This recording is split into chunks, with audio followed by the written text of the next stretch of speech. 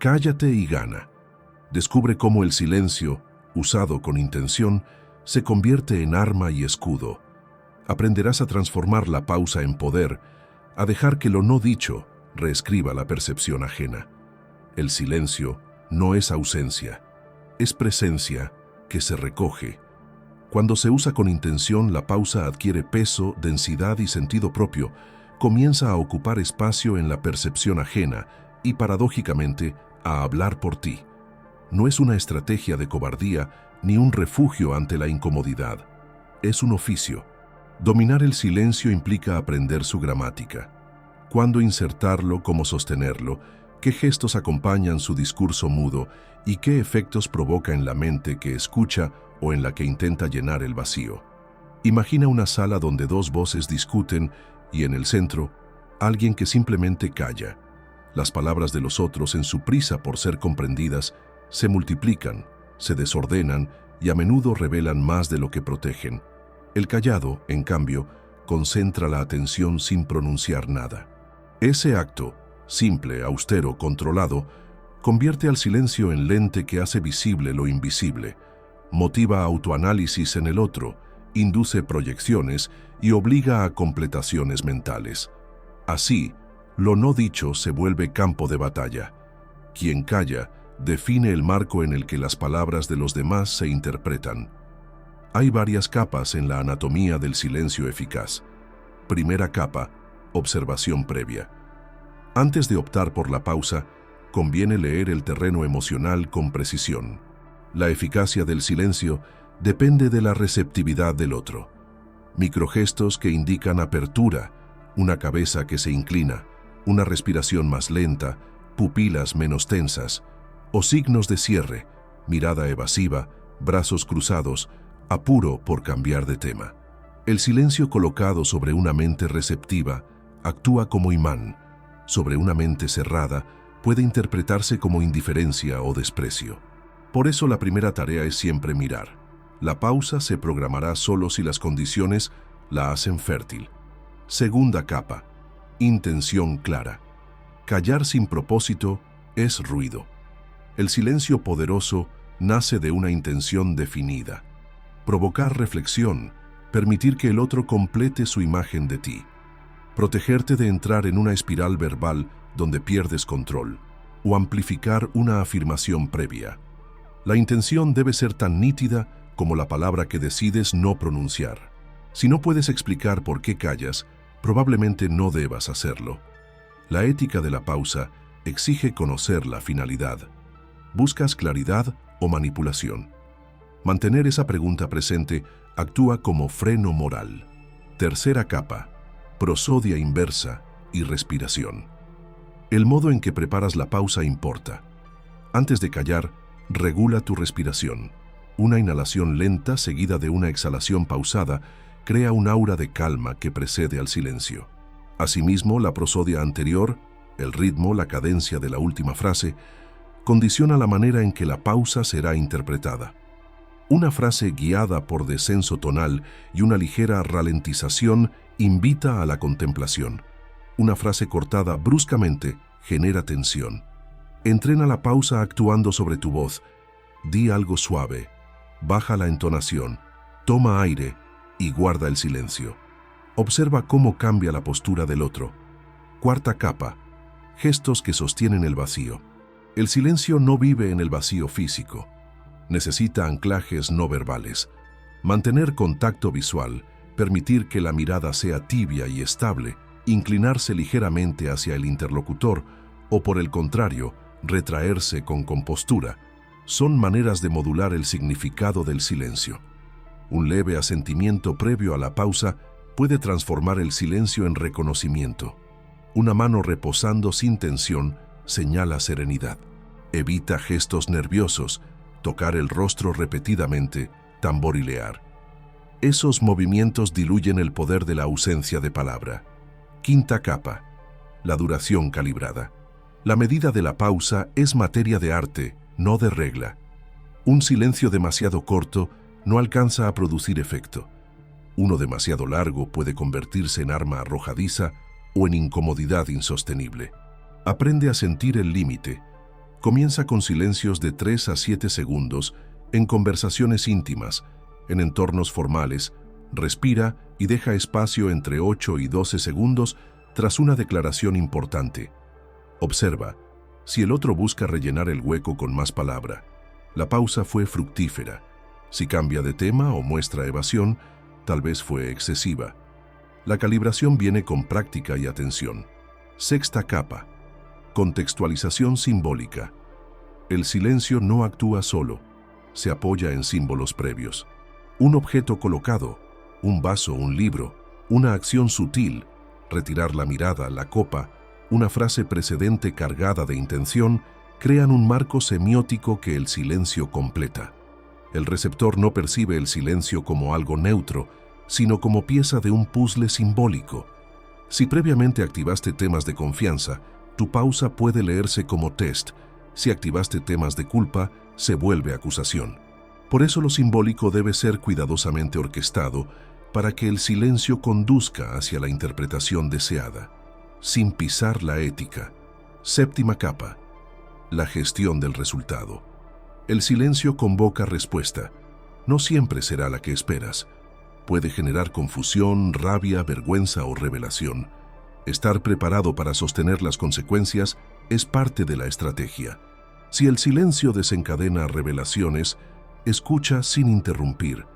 Si despierta agresividad, mantén la compostura y considera la retirada. La habilidad consiste en no precipitarse a explicar o a reparar inmediatamente. La primera reacción del otro pertenece a su mundo interno y requiere tiempo para integrarse. Solo después, si la situación lo pide, clarifica sin excesiva defensiva. Ahora, prácticas concretas. No es suficiente entender la teoría. Hay que entrenar el músculo del silencio. Ejercicio 1. La pausa de 3 respiraciones. En una conversación cotidiana, después de realizar una observación significativa, respira 3 veces de modo controlado y mantén el silencio hasta completar la tercera exhalación. Observa la reacción. ¿El otro se apresura a llenar el vacío? ¿Sus ojos se suavizan? Repite hasta sentir la diferencia entre el silencio obligado y el silencio que atrae. Ejercicio 2. Espejeo invertido. Durante una charla, cuando tu interlocutor exprese emoción, en lugar de responder con palabras, haz un gesto de espejo, inclina la cabeza, suaviza la mirada y guarda silencio. Deja que su propio discurso encuentre pausa. Este ejercicio entrena la capacidad de contener la urgencia de contestar y de convertir la escucha en herramienta de influencia. Ejercicio 3. La observación cronometrada. Practica observar microgestos durante 5 minutos seguidos sin intervenir. Anota respiraciones, cambios posturales y microexpresiones. Esta disciplina afina la lectura del terreno, indispensable para colocar silencios en el momento correcto. Ejercicio 4. Ensayo de prosodia. Graba frases cortas con diferentes cadencias y escucha las versiones. Ensaya la última frase con descensos tonales y una pausa prolongada. Estas repeticiones consolidan la conexión entre voz y pausa. Advertencias éticas imprescindibles. El silencio como arma puede convertirse en abuso si se usa para coaccionar, humillar o manipular de forma persistente. Retener palabra para castigar, mutilar afectos o controlar emocionalmente no es estrategia maestra, es violencia psicológica. Por eso, antes de aplicar la técnica, revisa tu intención. ¿Buscas respeto y posicionamiento legítimo o estás intentando quebrar la autonomía ajena? El conocimiento de estas tácticas exige responsabilidad. Si ves que el silencio provoca daño, detén la práctica y rectifica con honestidad. Casos ilustrativos. Reunión laboral. Un jefe que, ante una insistente defensa de postura por parte de un subordinado, simplemente escucha y mantiene silencio. Tras varios intentos verbales del subordinado, su propia argumentación se vuelve redundante y revela inconsistencias. El silencio del jefe, en este caso, funciona como lupa que fuerza la autoexposición. Pero si el jefe lo usa para humillar o desautorizar públicamente, cruza la línea ética. Conflicto de pareja. Una pareja en discusión donde uno utiliza el silencio para castigar. La técnica, aplicada como venganza, genera heridas. Alternativa ética. Usar la pausa para contenerse, permitir la desescalada y luego volver con una conversación calmada sobre límites y emociones. La pausa aquí protege y repara. Negociación social. En una mesa de negociación, un interlocutor coloca una oferta, se queda en silencio y observa. Los otros, incómodos, empiezan a mejorar la propuesta sin que el primero mueva palabra. La ausencia de palabra se convierte en presión estructural. Efectiva, sí. Debe acompañarse de cláusulas morales. No aprovechar vulnerabilidades económicas o de poder. Cierre del capítulo. El silencio no promete victorias, promete posibilidad. La pausa bien colocada crea oportunidades. Obliga al otro a pensar, a proyectar, a completarte en su mente. Pero la victoria no es un fin en sí misma. Es el resultado de un uso consciente, ético y coherente del tiempo conversacional. El silencio, usado con respeto, puede abrir puertas que la verborrea cierra. Entrena la escucha, regula la respiración, cultiva la intención y ejercita la pausa. Con el tiempo, la ausencia de palabra dejará de ser un gesto vacío y pasará a ser una herramienta de presencia poderosa. Calla, pero que tu silencio cuente. El silencio opera en el dominio del tiempo. No es un acto aislado, sino un evento situado dentro de una línea temporal. Llega, se instala, produce efecto y se retira. Comprender esa línea, ver la conversación como flujo temporal donde cada pausa es una variable a gobernar, es lo que distingue al que calla por hábito del que calla con estrategia. El tiempo convierte la pausa en significado. La respiración y la prosodia la moldean. La paciencia la transforma en influencia. Este capítulo descompone ese arte. Cómo encontrar el instante, cómo modular la pausa con la respiración, qué prosodia prepara el vacío y qué prácticas permiten dominar la espera sin que la espera te consuma. Leer el ritmo emocional, la base de la sincronía. Cada persona tiene un ritmo conversacional que se manifiesta en microgestos, pausas naturales, respiración y velocidad del habla. Aprender a leer ese ritmo es la primera tarea. Observa 3 indicadores primarios. La respiración, rápida, sugiere tensión, lenta, sugiere apertura. La mirada, fija o esquiva. Y la microdistancia, inclinación hacia o lejos del interlocutor.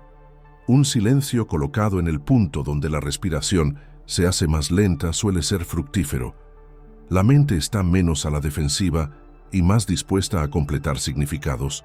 Por el contrario, una pausa durante una exhalación abrupta de ira puede sonar como renuncia y, en algunos casos, convertirse en un precipicio emocional.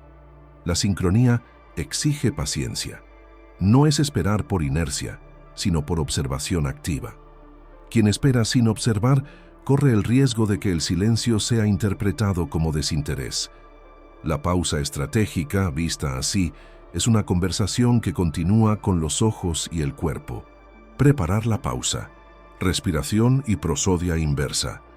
Antes de callar, prepara tu cuerpo. La respiración es la interfaz entre emoción y palabra. Una inhalación lenta y controlada, seguida de una exhalación prolongada, predisponen al diálogo, a la contemplación. Ensaya esto. Emite tu última frase con un ritmo lento. Permite que la entonación descienda ligeramente al final. Y justo en la exhalación, guarda la palabra. La prosodia inversa, bajar la energía antes de la pausa, transforma la ausencia en invitación. En cambio, cortar la frase bruscamente desencadena alarma y resistencia. La voz prepara el vacío. Un descenso tonal previo a la pausa crea un cierre sentido. Una leve inflexión ascendente, por el contrario, puede dejar la pausa como interrogante, invitando a la respuesta. Dominar estas variantes te permitirá, con la misma frase, obtener efectos distintos. Cierre, interrogación, consuelo o desafío. Practica frente a una grabación. Pronuncia el mismo enunciado con 3 prosodias distintas y escucha cómo cambia la atmósfera. La duración calibrada, música y medida del silencio.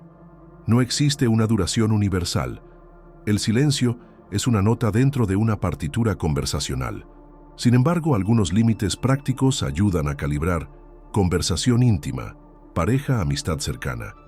3-7 segundos para que la mente empiece a completar. Hasta 10 si el contexto es emocionalmente cargado y existe confianza. Contexto profesional, reunión, negociación. 8-15 segundos pueden obligar a la interlocución a pulir su argumento. Más allá de 20 segundos en una reunión formal ya se vuelve incómodo, a menos que sea una táctica deliberada y aceptada. Multitudes o presentaciones públicas. La pausa breve pero dramática, de 2-4 segundos, funciona como ancla retórica. Silencios mayores requieren control escénico. La precisión viene con práctica y con retroalimentación. Observa quién rellena el vacío y cómo lo hace. Si la respuesta es evasiva o cambio de tema, tu pausa fue percibida como rechazo. Si el interlocutor se explaya con revelaciones, tu silencio fue fructífero. Contextos y ventanas temporales. Cuando el silencio pesa más, hay instantes propicios. Tras una confesión, después de un error admitido, inmediatamente después de una pregunta que toca a la identidad, o cuando la emoción ha subyacido y se abre un espacio reflexivo. Evocar el ejemplo. En una confesión íntima, una respuesta verbal puede apagar la profundidad. Una pausa respetuosa, en cambio, permite que la persona integre su emoción y sienta reconocimiento sin imposición. En negociaciones, el silencio opera como presión estructural. Una oferta formal seguida de silencio empuja al otro a mejorar la propuesta. En discusiones familiares, sin embargo, el mismo silencio puede activar rencillas guardadas. Por eso, la sensibilidad al contexto es decisiva. Usa la pausa en ámbitos donde no explote armas emocionales ajenas que luego quedarían bajo tu responsabilidad. Microseñales que anuncian receptividad. La comunicación no verbal es la brújula del silencio. Aprende a leer cuando la otra persona está más dispuesta. Respiración más larga, mirada que regresa con interés, microsonrisas, relajación de los hombros, manos menos tensas. Estos signos indican que la mente está lista para rellenar y, por tanto, la pausa será efectiva. Si en cambio observas rigidez, cambio de postura o mirada huidiza, la pausa puede interpretarse como muro. Prácticas para entrenar el tiempo del silencio. Entrenamiento 1. Respiración controlada en contexto. En conversaciones diarias, practica la inhalación consciente seguida por 3 exhalaciones lentas antes de responder. Con el tiempo, notarás cómo la pausa se vuelve natural y tu interlocutor empieza a adaptar su ritmo al tuyo. Entrenamiento 2. El cronómetro interior. Durante una semana, en conversaciones no críticas, cuenta mentalmente hasta 5 antes de responder a una pregunta emocional. Registra las reacciones. Gradualmente alarga la espera. Este ejercicio construye tolerancia a la incertidumbre y mejora tu capacidad de leer la atmósfera. Entrenamiento. 3. Simulaciones con un compañero. Ensayad diálogos donde uno practica la pausa en distintos momentos. Confesión, reproche, oferta. Luego discutid qué efecto tuvo. Este trabajo en espejo acelera la comprensión de la sincronía. Prosodia aplicada. Cómo modular la voz como antesala del silencio. En la práctica, la prosodia funciona como firma. Elige entonaciones que abran el espacio que quieres ocupar. Para consuelo, baja la frecuencia y ralentiza el ritmo. Para desafío, mantén una cadencia uniforme y termina con un descenso leve. Para invitación, sube ligeramente la nota y deja una caída suave. Experimenta con consonantes y vocales. Las vocales largas, a, o, alargan la sensación. Las consonantes cortas, t, k, crean puntas de precisión. La voz, en suma, es la paleta con la que pintas la pausa. Casos prácticos. Timing aplicado. Caso A. Negociación. Tras presentar una propuesta, mantén silencio y mira al interlocutor. Observa su respiración. La ausencia de palabra suele empujar a contrapropuestas más favorables. Caso B. Conflicto de pareja. Tras una acusación, en lugar de defenderte, respira, baja la entonación, mantén 3 segundos y responde con una frase conciliadora. La pausa reduce la carga defensiva y permite la empatía. Caso C. Reunión de trabajo. En un brainstorm. Cuando surgen ideas superficiales, multiplicar preguntas y guardar silencio obliga a preguntas más profundas y respuestas mejor elaboradas. Peligros del esperar demasiado y la paradoja del control. El silencio es herramienta, no meta. Esperar demasiado puede transformar autoridad en indiferencia. Existe una paradoja. Quien busca controlar demasiado el tiempo puede perder la fluidez y volverse predecible. Además, la sobreutilización del silencio para manipular genera desgaste relacional. La estrategia madura aplica la pausa como parte de un repertorio rico: hablar, escuchar, callar, explicar cuando sea necesario. Ética del tiempo, intención y responsabilidad temporal. La sincronía se alimenta de respeto. Antes de emplear la pausa con objetivos estratégicos, examina tu intención. ¿Proteges tu espacio o buscas dominar? El silencio que protege límites es legítimo. El que explota vulnerabilidades, no. Tener en cuenta consecuencias temporales, cómo el vacío afectará al otro en horas o días, es parte de la responsabilidad del que domina el tiempo conversacional. Cierre. El silencio temporizado como disciplina. La sincronía del silencio no es truculencia, es disciplina. Dominar el tiempo, la respiración y la prosodia convierte la pausa en instrumento de presencia. Esperar no es renunciar, es permitir que el otro complete la escena con su propia mente. En ese proceso, la pausa estratégica crea significado y poder sin pronunciar palabra. Practica la espera, afina tu respiración y escucha con los ojos. El tiempo te dará la señal para que tu silencio, exacto y responsable, haga lo que 1000 palabras no lograrían. Callar no siempre es contener, a veces es retirar. La retirada intencional, apartarse de la escena verbal cuando la tensión alcanza su punto de ebullición o cuando la palabra ya cumplió su función, crea un espacio donde la otra persona se enfrenta consigo misma. Ese espacio no es vacío, es un espejo en el que el interlocutor proyecta sus dudas, deseos y defensas. En este capítulo, exploramos con detalle por qué la retirada comunicativa produce efecto, cómo maniobrarla sin causar daño, y qué prácticas permiten que ese silencio deje de ser simplemente ausencia y pase a ser herramienta de transformación interpersonal. Primera idea central. La retirada cambia el eje de la interacción.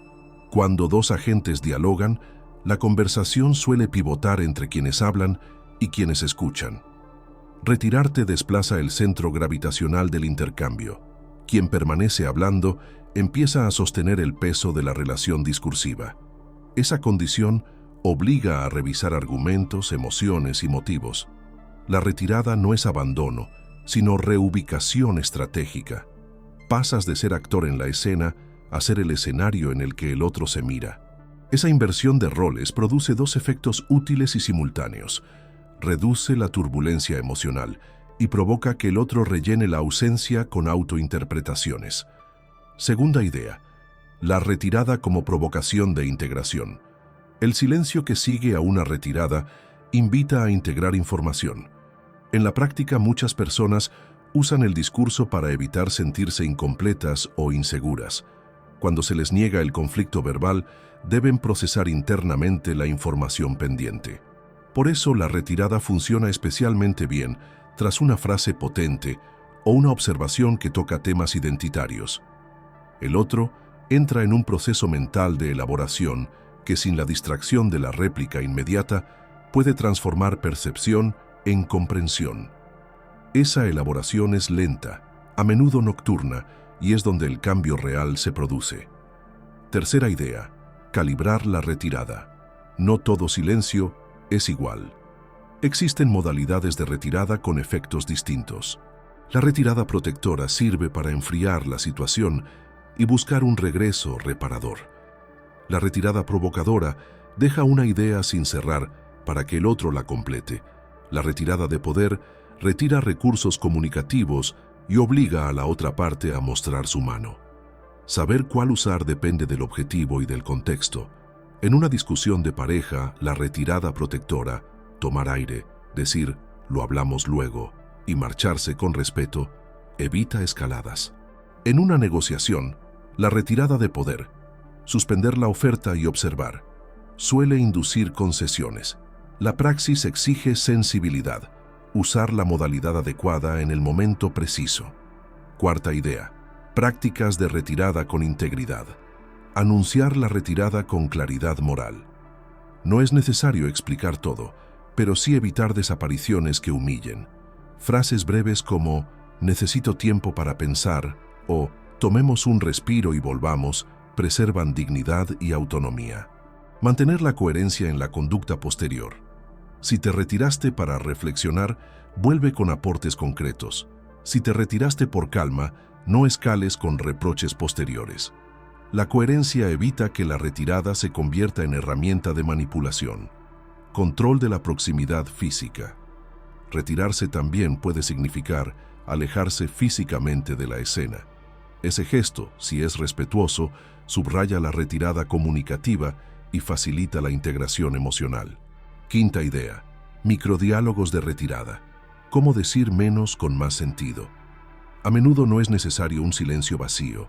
Pequeñas frases de cierre, lo escucho, lo pensaré, gracias por decirlo, funcionan como señal que marca la retirada respetuosa. Estas microfrases reducen la ansiedad del otro porque le indican que la relación no se rompe, simplemente cambia su ritmo. Además, empiezan a construir una narrativa de seguridad.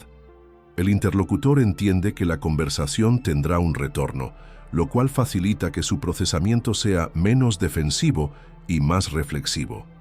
Sexta idea, la retirada como espejo psicológico, provocar autoexamen sin interferencia. Cuando alguien se queda hablando en un espacio que diseñaste para la retirada, tiende a autoexponerse. Repite razones, ensaya defensas, revela deseos inadvertidos. Ese proceso es oroterapéutico en sentido coloquial. Obliga a la persona a confrontar sus propias inconsistencias. Observa sin intervenir. La información que emergerá es más sincera porque no está siendo presidida por la necesidad de persuadir a otro. Esta dinámica exige ética. La información que obtengas pertenece al otro. No la uses para humillar ni para vengarte. Séptima idea. Ejercicios prácticos para entrenar la retirada efectiva. La inyección de silencio. En conversaciones simuladas, introduce una frase de cierre y guarda silencio hasta que la otra persona complete su reflexión. Mide cuánto tarda y qué forma toma su respuesta. Repite hasta que la retirada deje de sentirse forzada y la respiración se vuelva natural. La hoja de retorno. Tras retirarte, escribe brevemente tu intención y el tiempo previsto para volver. Esto ayuda a mantener la coherencia y a preparar el terreno para una reapertura honesta. La escucha tensa. Practica permanecer en silencio cuando notes que la otra parte está a punto de justificarse. Mantén mirada receptiva sin intervenir y registra mentalmente las imágenes y palabras que emergen. Con el tiempo, desarrollarás la paciencia necesaria para sostener la retirada sin ansiedad. Octava idea. Señales que indican que la retirada funcionó o no. Funcionó cuando el otro muestra pausa en la respuesta y luego ofrece autorreflexión. Cambia el tono de acusación por el de exploración. Reconoce algún punto sin que tú lo exijas. No funcionó cuando el otro se vuelve hostil, busca humillar o rompe la relación. En ese caso, reevalúa tu ética y comunica límites claros. Se aleja definitivamente sin intención de diálogo. Entonces la retirada puede haber sido percibida como abandono. Novena idea. Límites éticos y responsabilidad afectiva. La retirada puede ser seductora como técnica, pero también peligrosa si se usa como castigo prolongado o manipulación coercitiva. Existen líneas rojas. No abandones a una persona en crisis emocional, no retires comunicación como forma de control a largo plazo. No uses el silencio para coaccionar decisiones en situaciones de vulnerabilidad. La maestría del que calla responsable implica un autocontrol ético. La intención debe respetar la dignidad y la autonomía del otro. 10ª idea. Integrar la retirada en una práctica comunicativa más amplia. La retirada no es una táctica aislada, sino uno de los pilares de una comunicación madura. Acompaña la escucha activa, la palabra precisa y la coherencia comportamental. Cuando la integras con honestidad, la retirada multiplica la confianza. El otro aprende que no necesitas controlar la conversación para estar presente. Esa percepción, paradójicamente, genera más apertura que la verborrea constante. Cierre del capítulo. La retirada aumenta la presencia. Retirarte correctamente no te hace menos, te convierte en presencia con peso. La paradoja del silencio aplicado es que, al marcharte verbalmente, entras en la vida mental del otro con mayor fuerza que cualquier argumentación prolija. Entrena la observación, afina la intención, practica la prosodia inversa y, sobre todo, cuida la ética de tu gesto. Retírate para que el otro pueda verse. Vuelve para construir, no para castigar. Cuando la retirada se practica con responsabilidad, el silencio deja de ser vacío y se transforma en un terreno fértil donde la relación puede germinar de forma más auténtica. El hombre que habla demasiado se desnuda sin darse cuenta. El que calla estratégicamente se reviste de un manto de misterio que altera la percepción del entorno. La máscara del silencio no es pasividad, sino un recurso consciente que transforma la incertidumbre en poder. A lo largo de este capítulo, exploraremos cómo el misterio genera fascinación, cómo la ambigüedad calculada despierta proyecciones en los demás y por qué guardar silencio puede ser más amenazante que una declaración explícita. El misterio comienza donde las palabras se detienen. La mente humana detesta los vacíos narrativos. Cuando alguien calla, los demás rellenan el silencio con interpretaciones, fantasías o miedos. Esta dinámica convierte al que calla en un lienzo en blanco, sobre el cual otros proyectan lo que temen o lo que desean. Y en esa proyección radica un poder extraordinario. Se convierte en figura de autoridad, no por lo que dice, sino por lo que el silencio hace que otros digan en su lugar. Uno de los efectos más contundentes del silencio es la inversión de roles. El interlocutor se convierte en narrador de su propia inquietud. Si esperaban de ti una reacción airada y ofreces calma muda, el guión se rompe. Si anticipaban sumisión y encuentran un muro de silencio, el equilibrio de fuerzas se altera. La máscara no muestra nada, pero refleja todo. El que calla obliga a que el otro se confronte con lo que trae dentro. Y pocas experiencias son más desarmantes que encontrarse con uno mismo en medio de un conflicto. El misterio no solo desconcierta, también seduce. En las dinámicas de atracción, el silencio es un imán poderoso, porque deja huecos que la imaginación se apresura a completar. Lo inexplicable atrae más que lo obvio. En un mundo de sobreexposición constante, el que calla parece custodiar secretos de valor, y lo oculto, lo reservado, se percibe como valioso.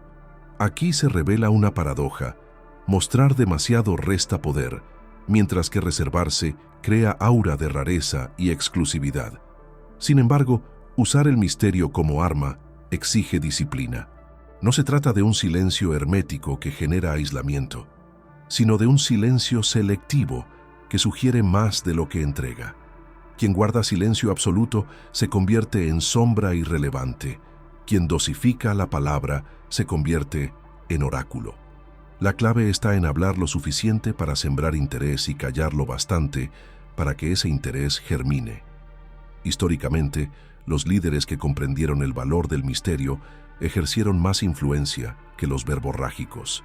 Los cronistas relataban que los gestos imperturbables de Julio César en momentos críticos hacían que sus soldados imaginaran una confianza sobrehumana. Los silencios calculados de Maquiavelo ante los poderosos le daban un aura de hombre que sabía más de lo que decía.